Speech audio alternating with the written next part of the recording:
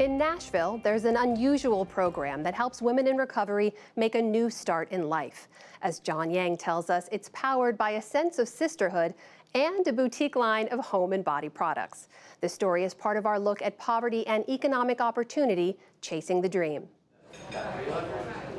It's the morning rush at Thistle Farms in Nashville, Tennessee. The cafe is open for breakfast, while the adjoining shop sells handcrafted home and body products made across the street. But first, workers gather in a circle for a moment of reflection. Good morning, I'm Jennifer. I'm on the development team. I'm a 2012 graduate. Good morning, I'm Kristen, 2015 graduate. Thistle Farms is no ordinary business. It's a nonprofit staffed by women who have battled addiction, sexual abuse, or trafficking. Come next month, I'll have 5 years clean and sober. For these women, Thistle Farms is more than just a paycheck. It's a lifeline. The love, the compassion that I was shown. Kimberly Simpkins works on the production line. 2 years ago, she was in the throes of addiction. It was either I was going to make a commitment and get this right and really try to rebuild and reshape my life in the path that it was on, or I was going to give up and die in addiction. Thistle Farms' 2-year program provides group housing and access to free therapy and medical care. Shamika Simpson, who works on the logistics team, is about to graduate. I got so used to living life in addiction and like with my eyes wide shut, just living life every day, but you know, you're not seeing anything. And I lost touch of everything. I lost my kids. You know, they were taken by the state. And then dysfunctionality just became a way of life. She says not having financial worries allowed her to focus on her recovery. What they taught me was during these 2 years, I don't want you to focus on anything else. I don't want you to worry about how you're going to pay your rent. I don't want you to worry about how you're going to buy groceries. What I want you to worry about is how you're going to heal yourself. Episcopal priest Becca Stevens started the program 22 years ago, driven, she says, by her own history of being sexually abused as a child. It was awful, it was scary, but also there's some gifts in it about how you read the world. I can use it for the good, I can transform it, I can do all kinds of stuff, but I don't have to get over it.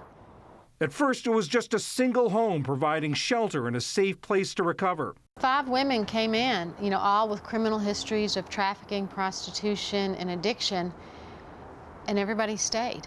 Nobody left.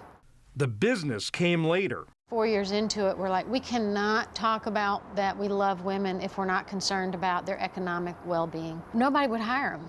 They had no work experience. They knew how to hustle. And that's when we thought, we'll just start our own company and make something beautiful for people's bodies. Thistle Farms aims to do well by doing good.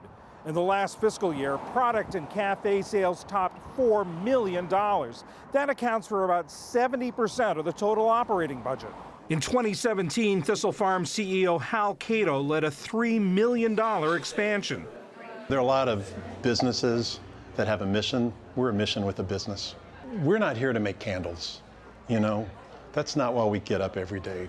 We get up every day to make candles because we know the sale of that candle is going to help the next woman come in and be a part of this community. Bill and Evie Harmon sell Thistle Farm products at their store in Linden, Washington. They came to Nashville for a first-hand look.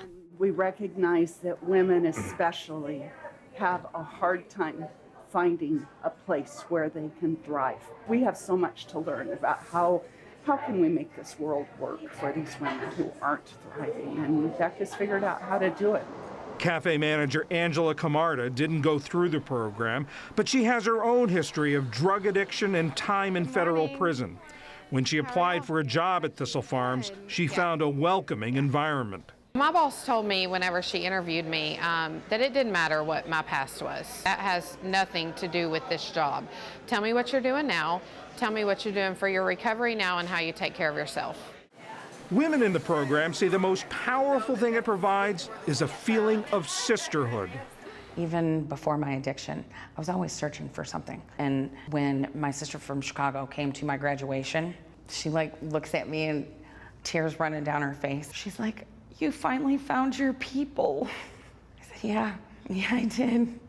From a single residence, Thistle Farms has grown to 5 homes in Nashville. but the demand is still far greater. Honestly, some of the women die waiting to get in this program. There's over 100 women on the waiting list, and it says that the demand is far exceeding our resources. Thistle Farms now has more than 50 affiliated groups across the country and 30 more partners around the world, from Rwanda to Ecuador and Cambodia. It's never going to be the woman just comes off the streets by herself because she didn't get out there by herself. It took a whole community of brokenness to get her out there, so why can't there be this whole beautiful community welcoming her home? And women about to graduate from Thistle Farms are looking toward the future. Kimberly Simpkins plans to pursue a degree in clinical social work. I would like to think that I am some sort of mentor, that the things that I experienced in the program and have been through and was able to push through all of those challenges and complete the program, that it's going to give motivation to somebody else. Like, hey, she did it, maybe I can too.